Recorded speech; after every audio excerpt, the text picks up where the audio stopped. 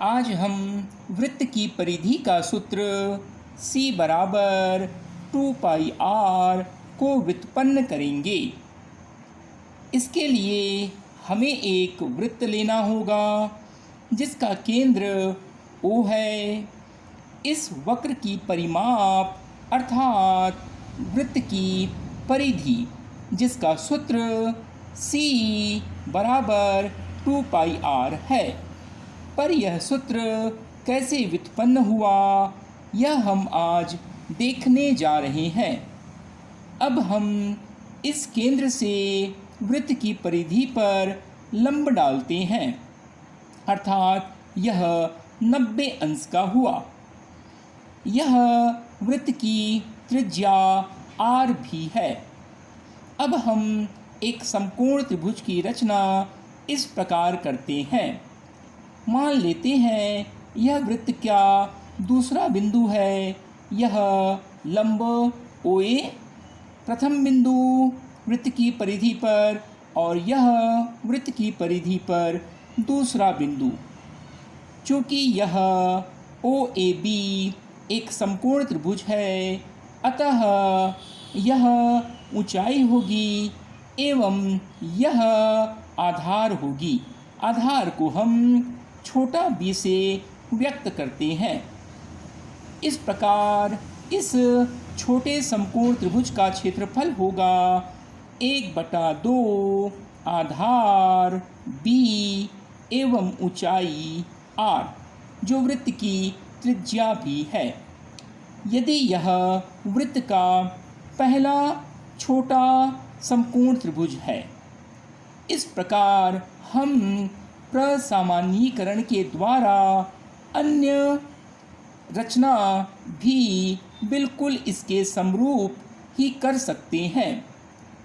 अतः फिर से हम लंब डालकर अन्य समकोण त्रिभुज की रचना करेंगे एवं इसका भी क्षेत्रफल यही होगा। यदि यह पहला समकोण त्रिभुज है तो यह दूसरा होगा। इसी प्रकार हम माना कि n समकोण त्रिभुज की रचना करेंगे।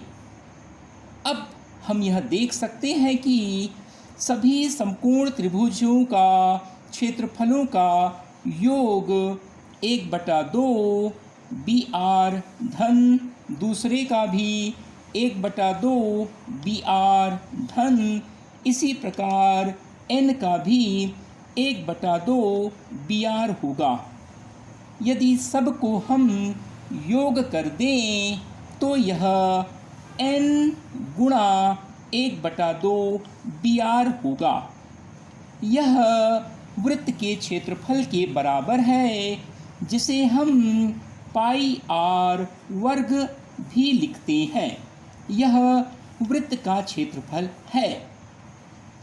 चूँकि यह भी वृत्त का क्षेत्रफल है क्योंकि हमने इसे छोटे छोटे समकोण त्रिभुजों में बांटा एवं सबका योग किया अतः दोनों ही बराबर हैं। अलजेब्रा के बीजगणित के नियम से दोनों तरफ से r निरस्त होता है, एक r। अतः हमारे पास यहाँ बचता है n/2 b बराबर पाई। तिर्यक गुणा से nb बराबर 2 पाई 1r यहाँ का 2 पाई r nb। अब हम nb पर चर्चा करते हैं। 1b अर्थात वृत्त के परिमाप का यह छोटा अंश। इसी प्रकार यहाँ पर भी हमें b मिलता है जो कि समकोण त्रिभुज का आधार है। दूसरा b यहाँ पर 1b और दूसरा b 2b। इसी प्रकार तीसरा चौथा पांचवा nb।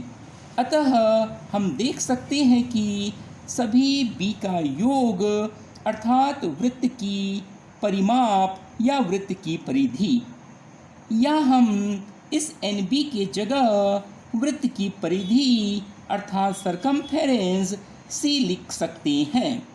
इस प्रकार वृत्त की परिधि का सूत्र c बराबर 2 पाई r प्राप्त होता है। धन्यवाद।